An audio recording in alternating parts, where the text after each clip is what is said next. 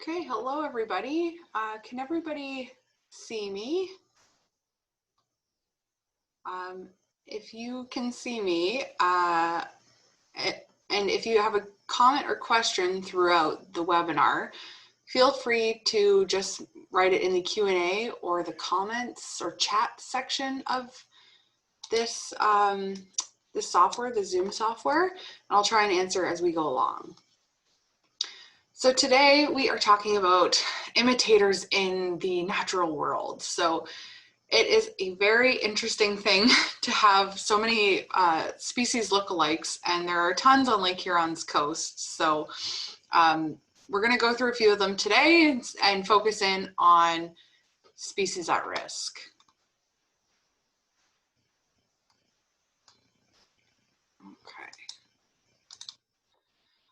Okay, so we'll start off with introducing you to the Coastal Center. So the Coastal Center was founded in 1998 with the goals of protecting and restoring Lake Huron's coastal environment and promoting a healthy coastal ecosystem. So we're a non-government, nonprofit charitable organization, and we run programs that would not be possible without donations from patrons like you all and from our generous sponsors like the ones that are sponsoring our webinar today. So we also do things like beach cleanups, shoreline restoration programs like Green Ribbon Champion, community workshops, and online webinars like today. And we're also launching our youth program, which is the Coastal Conservation Youth Corps, in the next 2 to 3 weeks. So it's a very exciting time at the Coastal Center.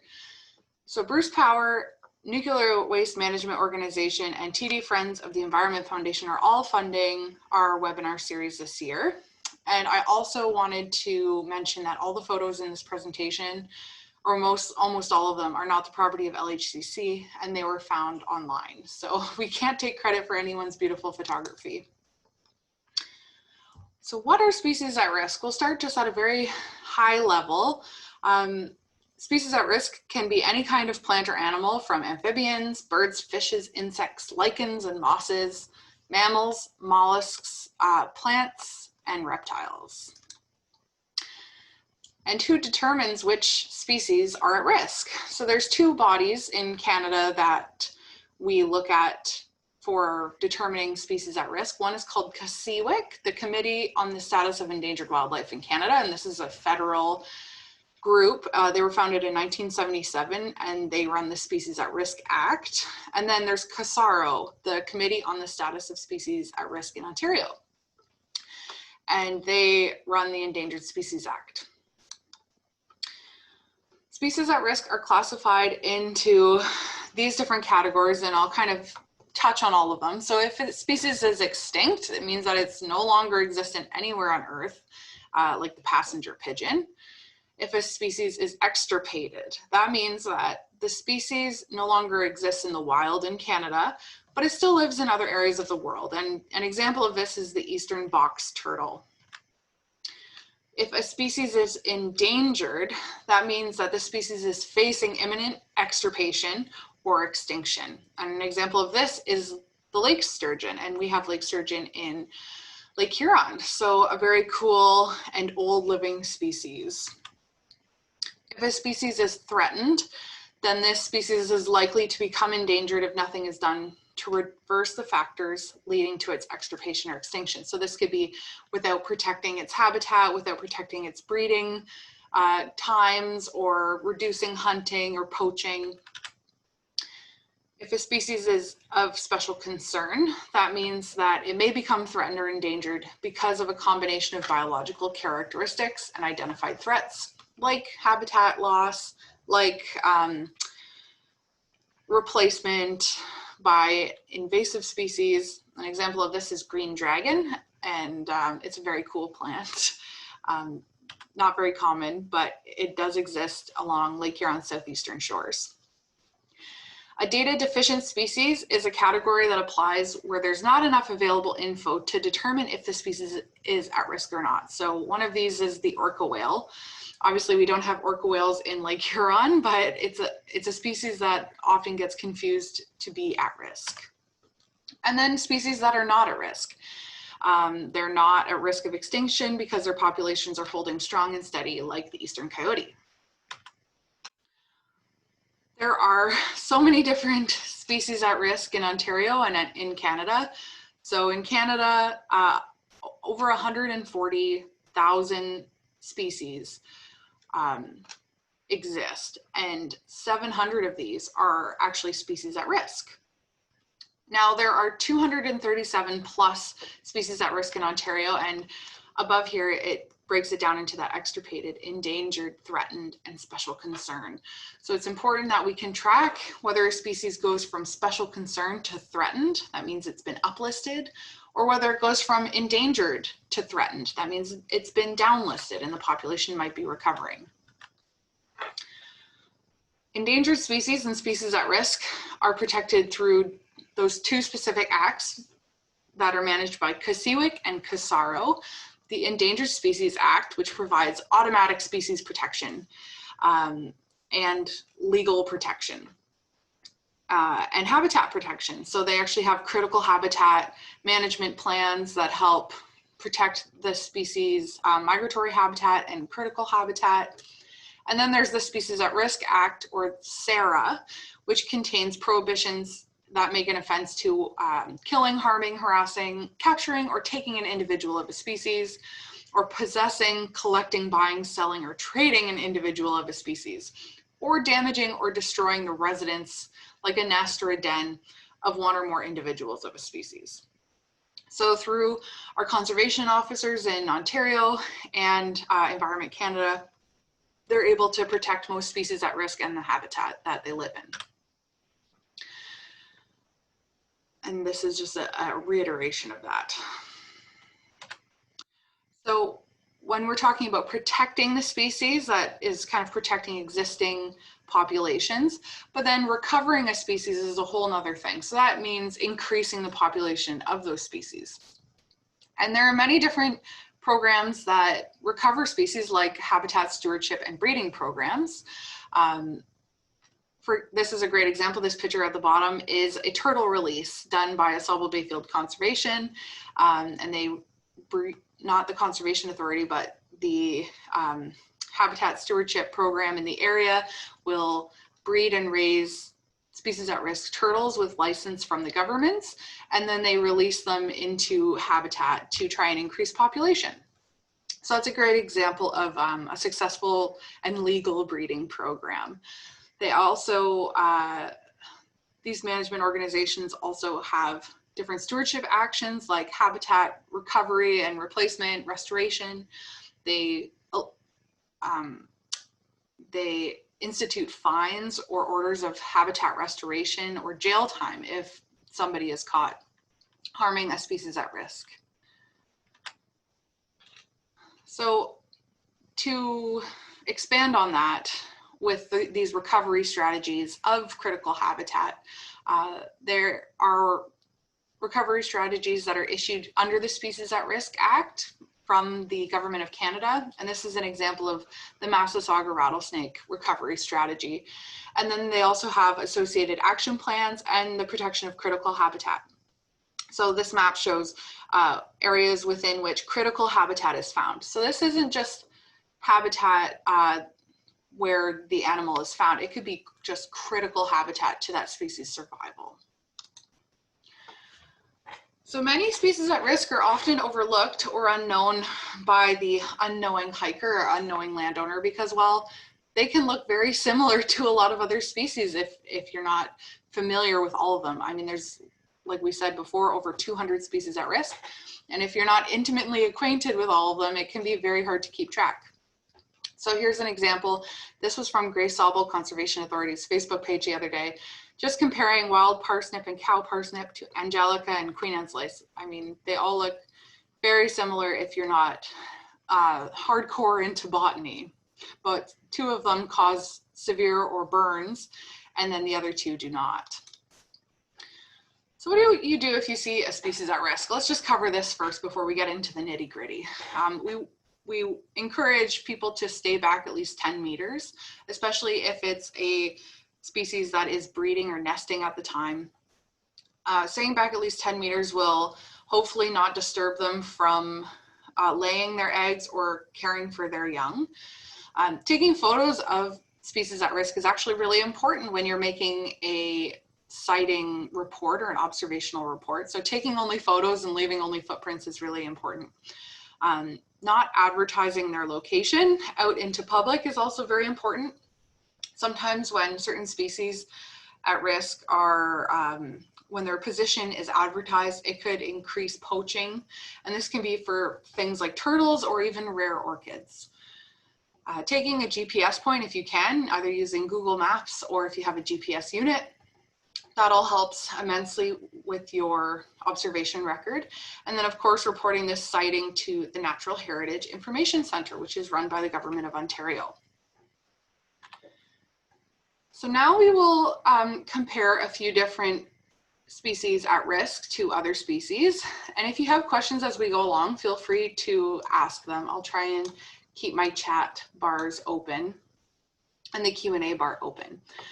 So one that's starting to come out right now, emerging from their chrysalis, are monarch butterflies. So a monarch butterfly is actually a species at risk, and it has a mitten shape here in its veining. So these little dots here are actually scented glands for pheromones, and then this shape here is like the shape of a mitten.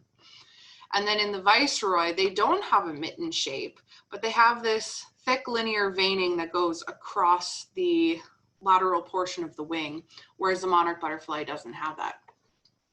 Viceroys are also much smaller than monarchs. They range from 2.5 to 3.5 inches, whereas monarchs are 3.5 to 4 inches. So monarchs are much bigger, and they're very commonly seen flying in large groups, large numbers right now as they start migrating south to Mexico.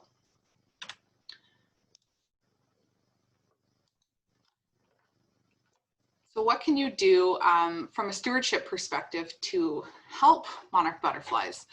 This one is very common because so many people love monarch butterflies and butterflies are so beautiful. So planting native milkweed is the first thing you can do. It's very simple and it's very inexpensive. So this is the Ontario Seed Company website, and you can buy common milkweed seeds for very inexpensively, and this provides extra habitat for the monarch butterfly. Avoiding insecticides and herbicides on your property is also very important because these can all either kill milkweed species or other pollinator habitat species. And then they can also toxify the monarch butterfly itself. So we want to try and avoid insecticides and herbicides on our properties at all costs. And then being a citizen scientist, of course, is a great step in that right direction. So there is a website called missionmonarch.org, and you can track your observations of how many monarchs are flying through your property and when is the first one you saw, when is the last one you saw. And this all helps track an estimation of how many monarchs are traveling south to Mexico for the winter. That migration is over 4,000 kilometers.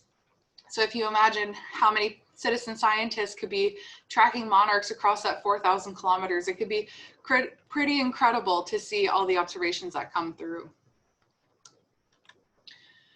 So a fan favorite, I'm sure a lot of people get queasy when they see snakes, but we're going to talk about them a little bit here because there are so many that are endangered and threatened in Ontario. So up here in the top left, we have the Eastern Massasauga rattlesnake. And then in top right, we have the Eastern fox snake. And then bottom left, the Northern water snake, and the bottom right, the milk snake. And these are actually very commonly confused to one another, surprisingly. I mean, when you see all their photos side by side, you think, how could they ever be confused for one another? But it's because of this diamond-shaped pattern. And the Eastern fox snake is actually really unique because it'll vibrate its tail and it will create a buzzing or rattling sound that sounds like a Massasauga, but it is non-venomous. And the Massasauga rattlesnake is the only venomous snake in Ontario. The milk snake, with its red blotchy diamonds and its distinct black outline around each blotch, this is often mistaken for the Eastern fox snake. And then the Northern water snake, the coloring of the water snake can vary greatly between almost a jet black to a more pigmented color like this one. And so these three are often confused, and the northern water snake is not at risk. But the milk snake is special concern, and the fox snake is endangered, and the Massasauga is also endangered. So there are different really good one-page guides you can get online that have all the snakes of Ontario, and you can take a look at all of these and have it on hand. If you're in snake habitat, then you can make your identifications and potentially submit your observations through the Natural Heritage Information Center. So garter snakes versus ribbon snakes. These are also very common in Ontario and often very confused by people. So the Butler's garter snake up here in the top left, this species is endangered, and it is brown with 3 yellow stripes, and its chin and belly are yellow, and it has a very small head. Whereas the eastern ribbon snake, which is special concern, is black with 3 yellow stripes again, but it has this white crescent around the front of the eye and an orange bottom stripe. So you can really see that orange in comparison to Butler's garter snake. And then the eastern garter snake down here is not at risk. And as you can see, it is this pale cream color with 2 black stripes on the top. So these 3 are often confused for one another, but when you see them side by side, it's more easy to identify the differences. So basically you're looking for brown and yellow to be an at-risk species in the garter snake, ribbon snake community. So the threats and stewardship recommendations that we can make for species at-risk snakes in Ontario is that the threats that they mainly face are persecution by humans. So a lot of times we hear of people not liking snakes, killing snakes, purposely removing habitat from their property because they don't want to encourage snakes. Snakes have to cross a lot of roads in their migration, and they get hit a lot of times, again, either purposefully or non-purposefully. And again, loss of habitat in their hibernaculums. So hibernaculum is a really fancy term of just saying their hibernation locations, and they go back to these the same year after year. So what you can do is you can avoid removing trees or fallen wood, natural debris and shrubs, or cutting tall grass, because these all provide really great habitat for snakes. And then creating or maintaining big rock piles on your property. Rock piles and even karst, which is in bedrock, the small cracks in the rocks that lead to underground caves. These are often used as hibernaculum by snakes as well. So when we talked about that Species at Risk Act and the Endangered Species Act, it is persecution. You can be persecuted by removing endangered species habitat, and that includes hibernaculums. So our favorite charismatic little bird on Lake Huron is the piping plover, which is shown on the left-hand side. This bird is endangered, and it actually has a really interesting story because it was hunted originally, and that's kind of how the population started to decline. And then with reduction of habitat because of tourism and just development along coastlines has really impacted this bird. So it's often confused for a killdeer. And again, when you look at them side by side, you think, how could they ever be confused for one another? But they have very similar tendencies, the way they run, the habitats they're found on are very similar. But the killdeer is not at risk. It has brown feathers on the top with that white chest, double collar. So these black lines around its neck are called collars. And then it has a red eye and a black beak. That piping plover has these bright orange legs and a bright orange beak. It has a single collar, and then it also has this kind of crown towards its eyes, but it has that gray back. So that's a good way to distinguish them. And a lot of the piping plovers we see on Lake Huron have these leg bands. That means that they're being marked and tracked by scientists in order to monitor their population. So the different stewardship activities that you can do to protect the piping plover include staying back from fenced areas or known breeding areas. So there might not be fences in an area where piping plovers are just starting to reuse as breeding habitat, but staying back, giving that 10-meter grace is very important. And keeping pets leashed is very important as well, because your pet can unknowingly disturb a bird that's nesting just by wandering through a dune and stirring up that bird, and the bird might end up abandoning its nest and its eggs because it's been disturbed by the animal. So keeping your pets leashed is important. Removing waste and garbage from the beach. These can all be entanglement hazards for the birds. And they can also lure predators that would feed on the eggs of the piping plover, like raccoons and skunks. So keeping waste and garbage on the beach is very important for that reason. Leaving driftwood, shells, and vegetation on the beach as much as possible helps provide cover for the birds. So instead of this big naked beach where a bird is very unlikely to venture out onto and then risk getting taken out by a larger bird, when there's driftwood and vegetation on the beach, they're easier camouflaged and they can hide their nest within that vegetation.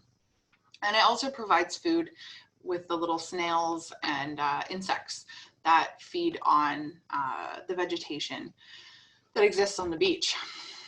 Keeping vehicles off the beach is also very important. We see a lot of ATVs and side-by-sides on the beach. They disturb wildlife. They can accidentally crush nests. They can, like pets, disturb a nest site and the bird won't return to it, making an unsuccessful clutch of eggs. And then it can permanently remove that breeding habitat for the bird. And then of course, reporting your sightings to Canadian Wildlife Service, another one of our partner organizations, the Plover Lovers, or the Natural Heritage Information Center. Nancy asks, why were plovers hunted? I do not know. I was very surprised when I read that as well. That was early in the 20th century that they were hunted. And they're very, very small birds, so it's not like you're going to get a lot of meat off them. I think it was more of a trophy style of hunting, which isn't done anymore. And because they're protected now, they legally cannot be hunted. So that's a positive thing for the plovers. One that is often unknown is the rusty patch bumblebee versus a regular bumblebee. So, I mean, we all know that bumblebees and pollinator species are at risk because of chemicals and fertilizers, but the rusty patch bumblebee is actually considered endangered in Canada now. This is an image of a regular, not at risk bumblebee. And the rusty patch bumblebee has this red, kind of rusty patch on its back between its wings here. And again, bee species are very hard to identify because A, they're very small, they fly quickly, they are often persecuted by humans because people are scared of bees. A lot of people are scared of bees anyway. And believe it or not, there are roughly 800 species of bees in Canada. So this rusty patch bumblebee has been determined as endangered by Kasiwik and Kasaro. So bumblebee stewardship, if you want to be a good bee steward, you can really reduce your pesticide use on your property, increase the pollinator habitat on your property. So down here in this picture on the bottom left, there are a few flowers here. It looks like a lilac and maybe some peonies, but really this lawn is not doing much for pollinator habitat. So increasing the amount of wildflowers or even just flowering species that flower all season long, so from spring, summer, and fall, that helps with a successful pollinator garden and providing enough habitat for bumblebees.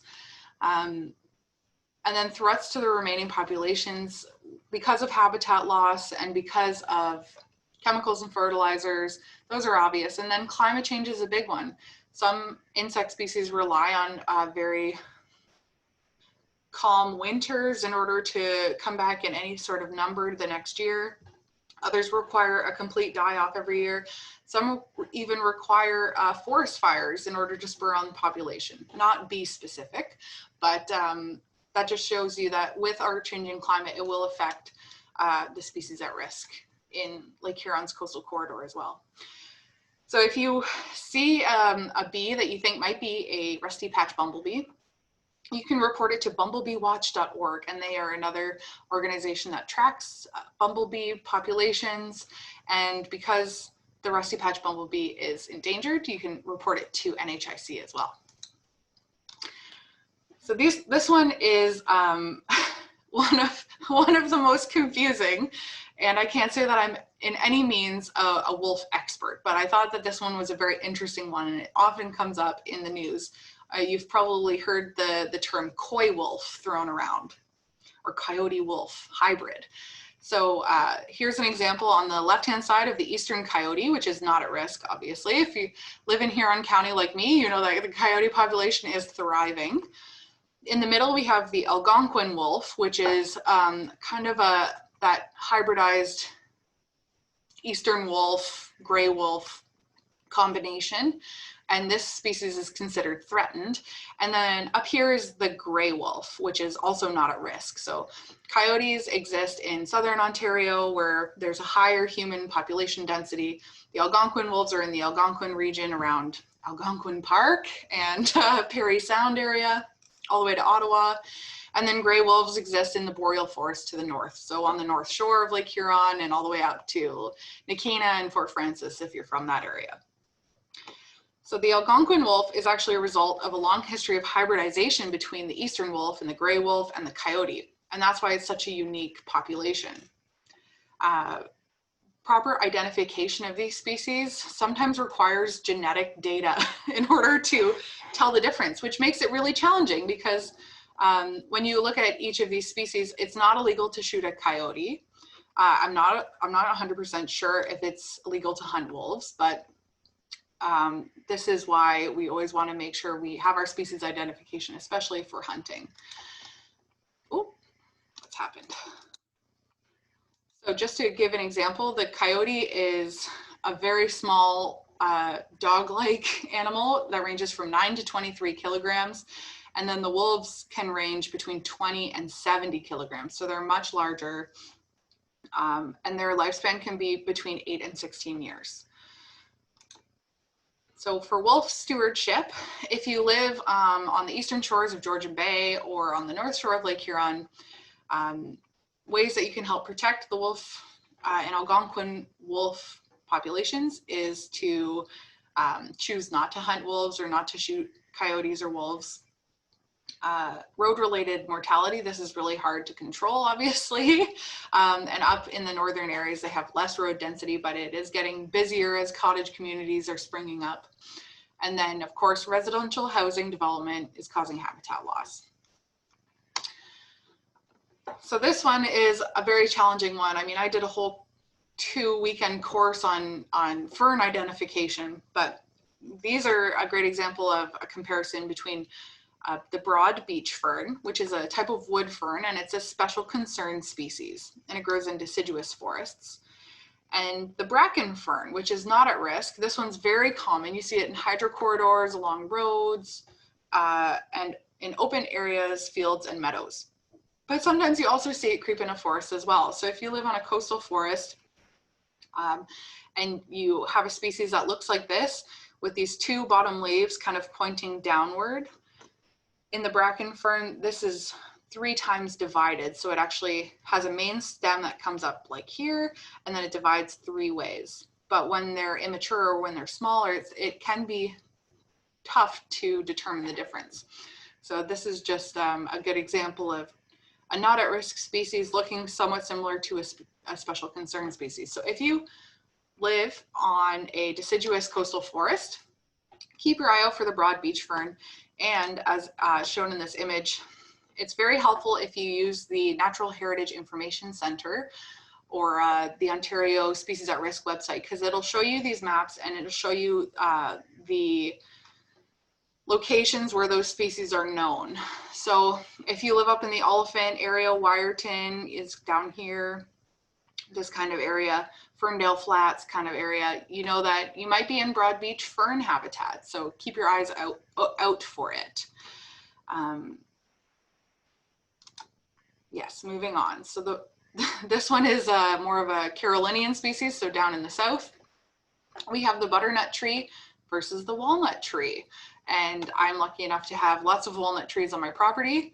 And they are easy to confuse if you don't know what you're looking at. So the butternut tree is endangered and the black walnut tree is not at risk. And the black walnut, they both have these compound leaves, which is what a leaf is called, that has many of these smaller leaflets, or what these little mini leaves are called. But this whole thing is actually considered one leaf. The butternut tree has a substantial or very obvious terminal leaf or end leaf right here, whereas the black walnut usually doesn't have an end leaf, or it's very small. It also has 14 to 22, so many more leaflets than a butternut tree. And the bark is different when you see it side by side. The black walnut has a tighter bark texture and round nuts that fall off, whereas the butternut tree has these elongated nuts. So another way you can tell is by the wood, but obviously you would want to identify the tree before you cut it down and identify the wood. And there are courses that you can take if you're interested in butternut identification and being certified in butternut identification in the province. So if you have a butternut tree on your property, consider yourself very lucky. It is a very cool, unique species, and it has a few threats, like a parasite, I believe. The butternut canker, it's a fungal disease, sorry. It spreads quickly and can kill a tree. So if you are familiar with the Dutch elm disease or the beech bark disease, it's similar to that. Oak wilt, similar to that. It causes the whole tree to basically become infected and then die, and then the fungus moves on to the next tree. So enriching habitat for butternut trees, or planting butternut trees where you can, and then protecting existing butternut trees is very important. So on the shores of Lake Huron here, we have only 3 identified populations. I think we had a Q&A. Oh, thank you, Eugene. He had a mention about the Algonquin wolf as a unique wolf species. Yes, there's, like I said, I'm not a wolf expert specifically, but just wanting to show the comparison of the 3 different species and how similar they can look. Okay, so turtle species. Just this spring, it was determined that all 8 of the turtle species in Ontario are at risk. So it used to be the Midland painted turtle never used to be at risk. It is officially considered special concern as of this year. And here we have the list of all the turtle species. So the eastern box turtle is actually extirpated, no longer exists in Ontario, but all 8 other species are at risk in some capacity. So to protect the turtle species of Ontario, protecting their habitat is kind of step number 1. They often frequent our coastal wetlands on the shores of Lake Huron. And these can be wetlands that are directly on the lake or within 2 kilometers from the lake edge inland. So you could be 2 kilometers inland and not think of yourself as being a coastal wetland, but in fact you are, and that's based on the regulations put out by the government of Ontario. So 70% of potential turtle habitat in southwestern Ontario has been lost through land use changes and climate change and invasive species. So increasing the integrity of habitats. So if you live on a coastal wetland, you can provide basking areas by submerging logs as basking habitat and providing safe nesting sites or not disturbing nesting sites. You can use nesting baskets, they're called, and you can do some research on those on Google. It's basically just like a metal mesh that goes over the nest to protect it from predation by foxes and skunks and raccoons. Moving turtles off the road, this is a really common one, and it's actually the reason for their highest mortality rate because of getting hit on the road. And avoid driving through sensitive areas like coastal wetlands with ATVs and side-by-sides and other large vehicles. Even using boat motors in coastal wetlands can harm a turtle. As you can imagine, you can start up your motor and it can whack off a turtle underneath the water. Many of our turtle species are at risk from poaching, unfortunately, and so you can report poaching to the MNR using this phone number. And if you see a turtle that's been hit on the road and it's not dead, it's still alive, you can actually get a turtle taxi through this organization called the Ontario Turtle Conservation Centre. And they're also called the Ontario Turtle Hospital, they're known as. And so there are volunteers that will actually pick up the turtle wherever you are. It'll take its location and then it'll take it to the turtle hospital to be rehabilitated, and then it'll be reintroduced to that location that it came from when it's been rehabilitated. And this is a very successful program out of Peterborough. So two more that are lookalikes are the dense blazing star, which is a threatened species, and purple loosestrife, which is an invasive species. So again, to the untrained eye, you just see this pinnacle of purple blooms, and the foliage doesn't look very similar when you compare the two photos, but again, when you're out in the field, sometimes it's hard to tell. So obviously a dense blazing star as a threatened species, we want to protect this, and purple loosestrife as an invasive species, we want to remove this. So before going hog wild and starting to pull these kind of species out, you would want to get a confirmation on what species it is and if it's one to protect or one to remove. Often the purple loosestrife can't be removed with chemicals because it's located near water, so it would have to be hand pulled. But if it's a dense blazing star population, they're very rare on Lake Huron's shoreline, only existing in the Sarnia area and kind of south of Grand Bend. So they really need to be protected on Lake Huron's coast. Two more really beautiful flowers. We have the dwarf lake iris, which is special concern, and the blue flag iris. And two ways to tell these apart are that the dwarf lake iris is very small. It only grows to about 10 centimeters in height. And they have thick strap-like leaves that grow out of the ground. As you can see, these dark kind of tongue-like leaves. And then a typical three-pronged iris. And then the blue flag iris, which is just a common iris species. It's native to Ontario, and it grows in the water, typically around the water's edge, and it grows very, very tall. They grow in wet areas of woods, meadows, and along the shorelines of the lakes. And this is a map of where the dwarf lake iris exists on Lake Huron's coast. So basically, if you live north of Kincardine on the southeastern shores or around South Baymouth in Manitoulin, keep your eye out for the dwarf lake iris. So this is how small the dwarf lake iris is. They're very petite, so they're easy to tell the difference from the blue flag iris. However, if again you aren't familiar with the differences, you could just confuse that as a juvenile or like a very new population of iris. So they grow on soil over limestone, gravel, or bedrock, like if you think of coastal alvars. And the reason why they're threatened is because the shoreline habitat where the irises hang out is also prized for cottage and residential development.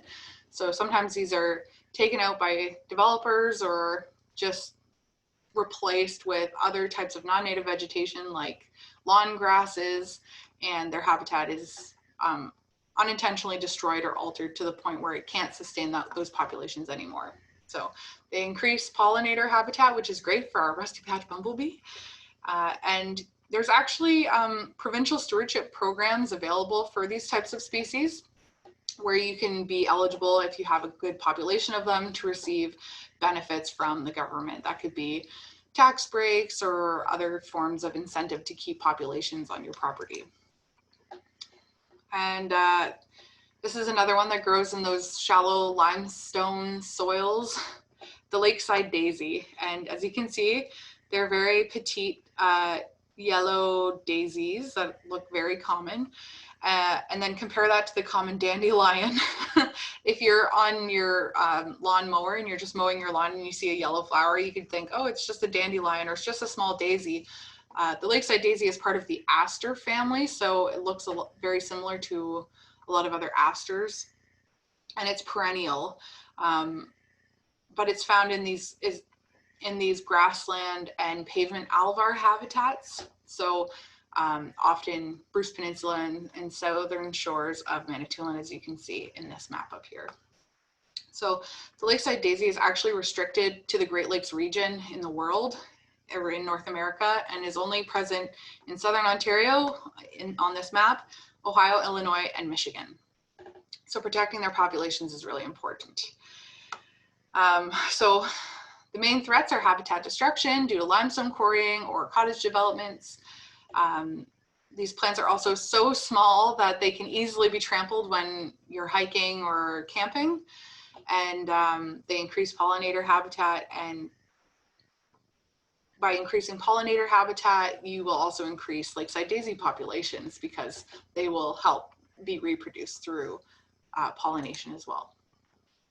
So I've talked a lot about all these different species, and I vocalized the importance of knowing which species is which, but how can you actually do this when you're at home, or what guides should you use?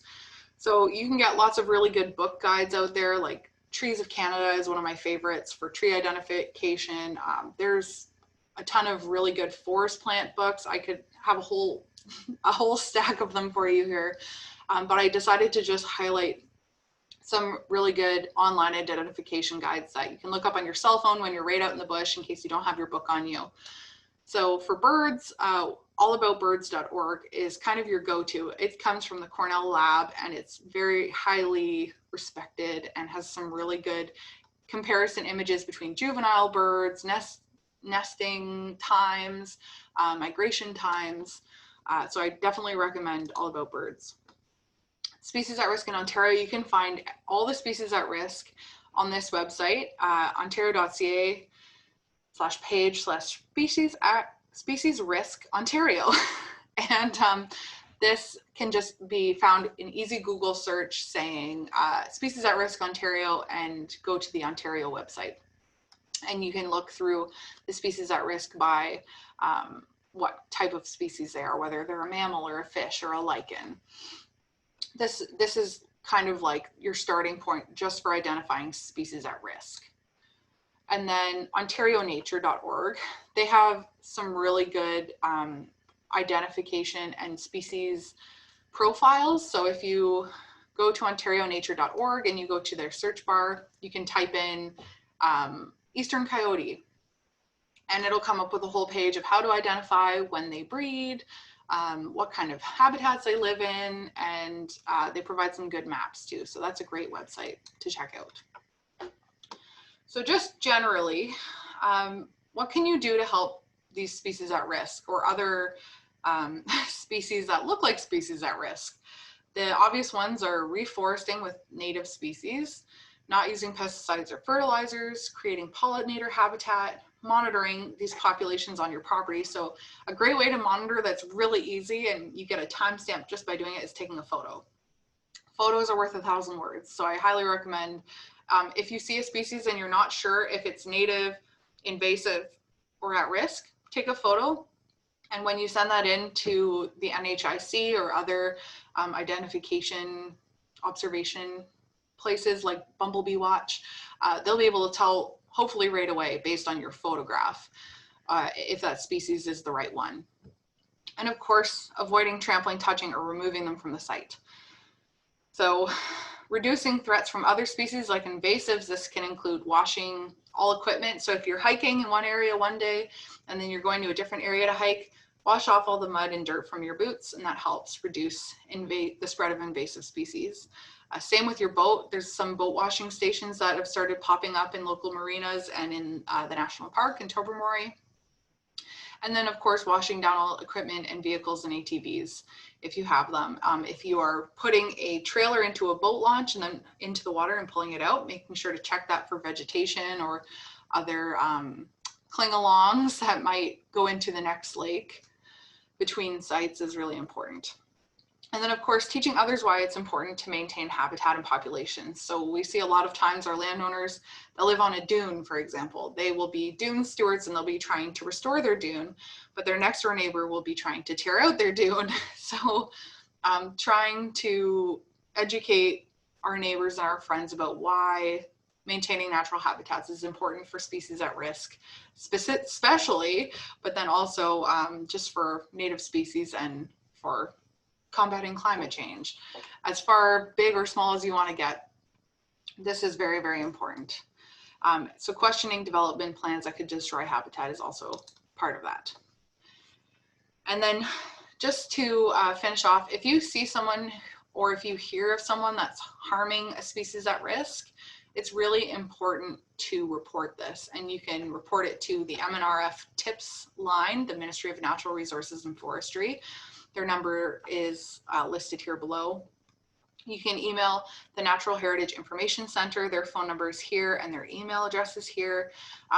Emailing us at the Coastal Center or calling us trying to let us know that somebody, for example, has killed a Massasauga rattlesnake. There's not a lot that we can do other than just call the MNRF TIPS line for you. And we don't have a huge capacity to do that. So your best bet is to go through NHIC and the MNRF, and then hopefully they will respond to you quickly. They'll send a conservation officer out if it's justifiable, and they will hopefully place a fine on that species. So that could be killing or poaching species. It could be ruining species at risk habitat. But again, pictures are worth 1,000 words in this instance. So I covered a lot of information there. I'd like to open it up for any types of questions that you have. You can use the Zoom webinar chat or the question and answer chat, and we can just work through it that way. All of the information that I shared with you today came from a lot of those resources that I talked to you about, like All About Birds, Ontario Nature, NHIC's website, invadingspecies.org is a great website for identifying invasive species, and then just the Government of Ontario website. All those maps that I showed you were all off the Government of Ontario's website and showing the critical habitat of those species. So I will just, we're gonna hang out here together until 3 o'clock, and I'll answer any questions as I roll in.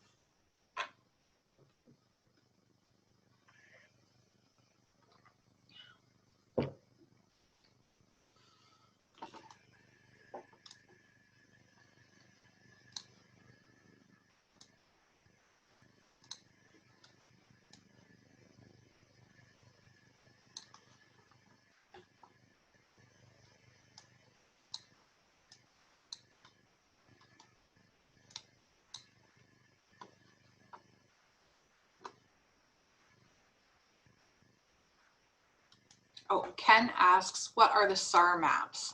So when I use the term SAR, S-A-R, that's a short form for species at risk.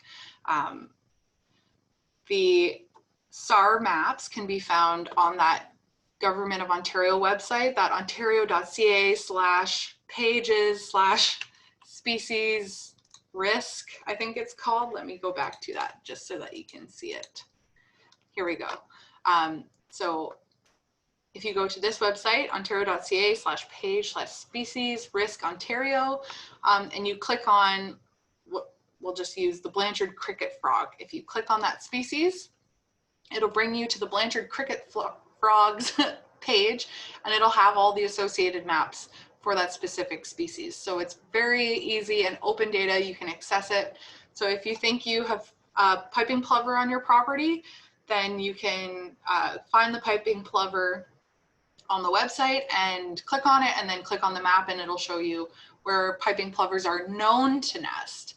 That being said, that doesn't mean that that's the only place that they can be found. So you might have a new observation that hasn't been recorded yet, and so that's really important to submit that kind of data as well, because it helps the researchers learn what other habitats those species can survive in. And as our climate changes and as our land use along the shoreline changes, the habitats that these species will live in might also change slightly. So it's important to get on the forefront of that. And the only way that the researchers can do that is through these submitted observations, because Ontario is a big province, and there's no way that the MNR can monitor every single inch of it. So that's a great point, Ken. Thank you very much for bringing it up. I want to point out too that we're getting a really heavy rain right now. My power might go out at any point. So if it cuts out, that's the reason why. Okay, do we have any other questions?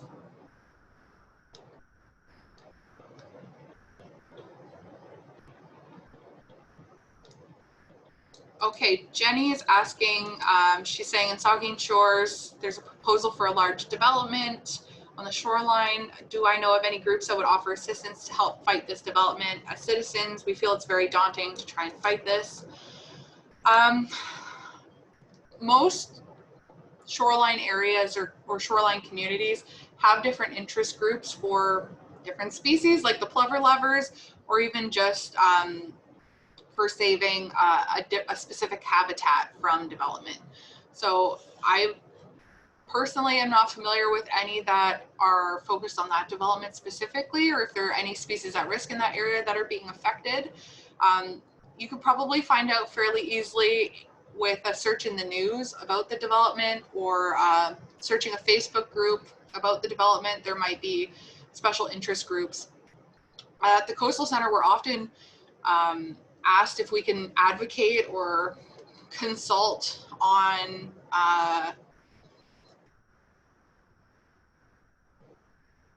I don't know how to say this. We're asked to consult to determine whether or not a development should go ahead or not. And unfortunately, as a charity, we don't often have the capacity to do that. In some cases, if the MNRF gets involved, then they will consult with us, or the town will consult with us, or the Conservation Authority will consult with us.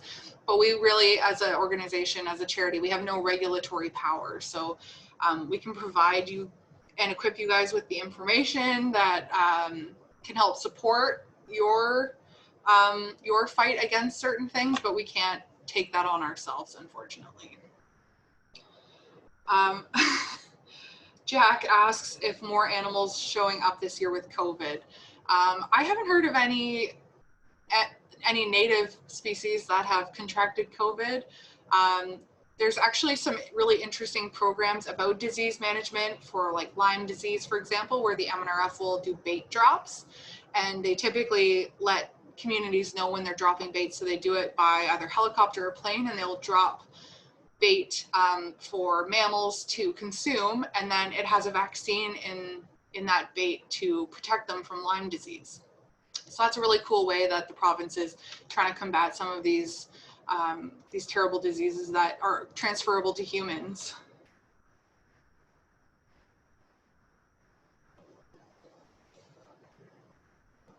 Oh, thank you, Dawn. Dawn just wrote me a nice little message. She is a Lake Huron alumni and now lives in Vancouver. Thank you, Dawn, for tuning in. I really appreciate you spending time with me today. And to all of our attendees today, I really appreciate you coming out and spending some time with me. And I hope that I provided you with some ideas or some resources to check out when it comes to species at risk. If you are having trouble identifying these imitators, like I said, check out those online resources. This webinar has been recorded, so you'll be able to go back through the recording and look those up as we've gone along here. It'll be on our YouTube and our website. So all of our webinars this year have been recorded in that way. So if you want to tune in and you want to check the other ones out, you're more than welcome to do so. Thank you so much to all of our donors and to our sponsors that have sponsored this series. And we have one more webinar coming out 2 weeks from now, and that's all about shoreline restoration and our program Green Ribbon Champion, that's restoring shores along Lake Huron's coast to the north. So I will end it here. If you guys have any questions for me or follow-up comments, we'd love to hear feedback about our webinars. You can email us at coastalcenter@lakehuron.ca. Otherwise, I hope you guys have a great day, and I'm so glad my power didn't go out during this webinar. So anyway, I'll end it there, and thank you guys so much. I hope to talk to you all soon.